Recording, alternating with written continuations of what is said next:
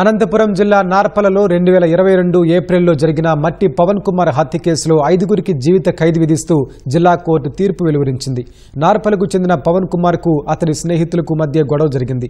ఆ గొడవ తీవ్రం కావడంతో డిపో షాహిద్, చింతాకు రమేష్, చిక్కేపల్లి నాగేంద్ర, తలారి సుధాకర్, తలారి అరుణ్లు పవన్ కుమార్ ను హత్య చేయాలని నిర్ణయించుకున్నారు.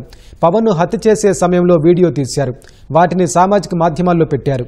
ఈ కేసులో ప్రధాన సాక్షులు వెనక్కి తగ్గినప్పటికీ వీడియోల ఆధారంగా కేసుకు సంబంధించి అన్ని ఆధారాలను పోలీసులు కోర్టు ముందు ఉంచారు. దీంతో ముద్దాయిలకు జీవిత ఖైదుతో పాటు ఒక్కొక్కరికి 20,000 రూపాయల జరిమానా విధిస్తూ జిల్లా న్యాయమూర్తి తీర్పు వెలువరించారు.